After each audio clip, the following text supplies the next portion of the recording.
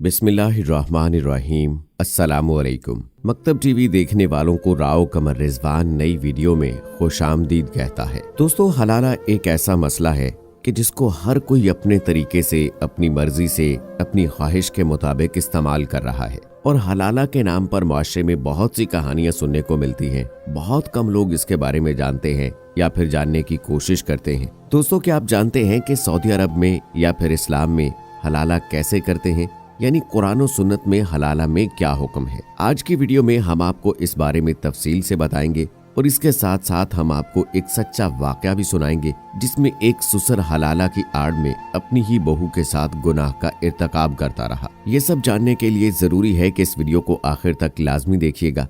और अगर आपने अभी तक हमारा चैनल मकतब टीवी सब्सक्राइब नहीं किया है तो अभी सब्सक्राइब कर ले।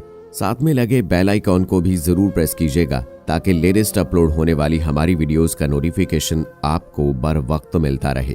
वीडियो को लाइक करें, शेयर करें अपने दोस्तों के साथ और कमेंट बॉक्स में अपनी राय का इजहार जरूर कीजिएगा। दोस्तों, हलाला एक ऐसा मसला है कि जिसको समझना बहुत जरूरी है, इसलिए मुख्तसरन आपको ये बताते हैं कि हलाला की हकीकत क्या है और इस्लाम में इसका क्या हुक्म है। और इसके बाद आपको इस सफाक सुसर की कहानी सुनाते हैं जिसने हलाला के नाम पर अपनी ही बहू को ज्यादती का निशाना बनाया।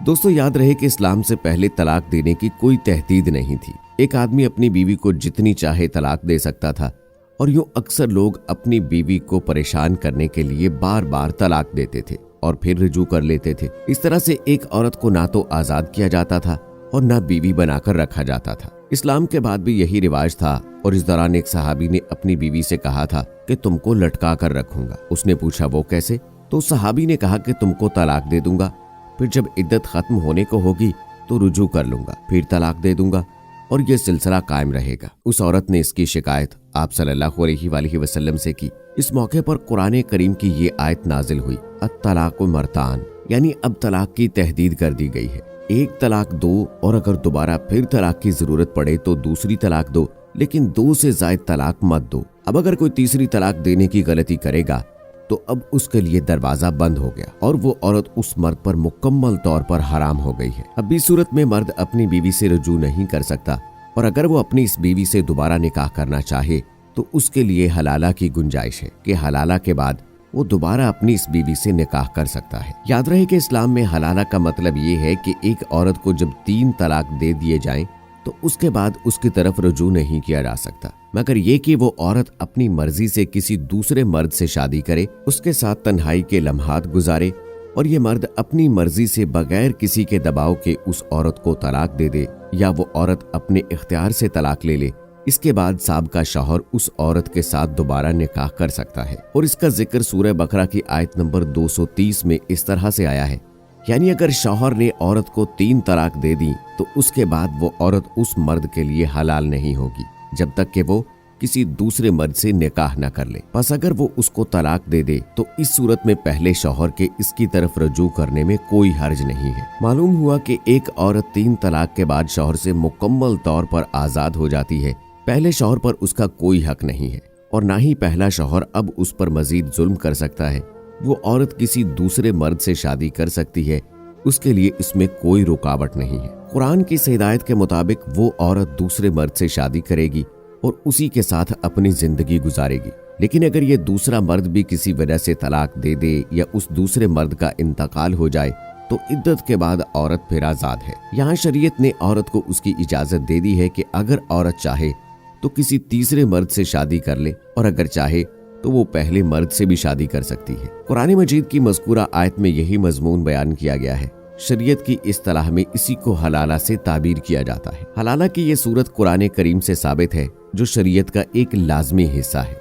लेकिन दोस्तों, इसके अलावा हलाला की और जितनी भी सूरतें हैं वो शरीयत के मनाफी हैं और हमारे माशरों ने अपने लिए ईजाद की है। दोस्तों, आपने ये मुलाहिजा किया कि कुरान और हदीस की रोशनी में हलाला क्या है।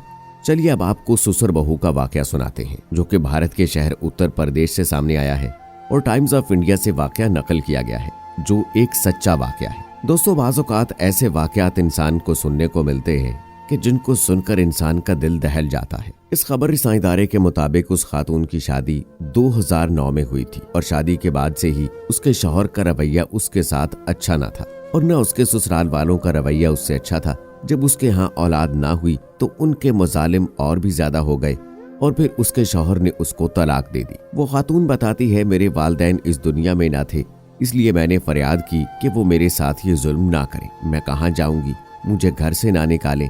तो मेरे ससुराल वालों ने कहा कि अब तो तुम्हें तलाक हो चुकी है और तुम शौहर के साथ नहीं रह सकती। हाँ, इसकी एक सूरत है कि तुम अपने ससुर से निकाह कर लो और हलाला हो जाने के बाद दोबारा तुम्हारा निकाह तुम्हारे शौहर से करवा दिया जाएगा। उस खातून ने बताया कि वो इस बात के लिए तैयार नहीं थी, लेकिन जबरदस्ती उसका निकाह उसके ससुर से करवा दिया गया और 10 दिन तक उसका ससुर उसके साथ ज्यादती करता रहा और फिर उसने मुझे तलाक दी और मेरा निकाह दोबारा मेरे शौहर से करवा दिया गया। अब भी मेरे शौहर का रवैया मेरे साथ पहले जैसा था और हलाला के बाद भी मेरा ससुर भी मेरे साथ जब चाहता जिनसी ज्यादती करता था। फिर 6 साल बाद दोबारा मेरे शौहर ने मुझे तलाक दे दी और इस बार उनका कहना था कि इस बार हलाला के लिए तुम्हें अपने देवर से निकाह करना होगा। लेकिन मैंने उनकी बात नहीं मानी, क्योंकि पहले ही मेरे साथ बहुत ज्यादती हो चुकी थी जो मेरी बर्दाश्त से बाहर हो चुकी थी। इसलिए इस बार मैंने फैसला किया कि मैं घर छोड़ दूंगी, लेकिन देवर के साथ निकाह नहीं करूंगी। लिहाजा मैंने पुलिस से रुजू किया और थाने में अपने शौहर, ससुर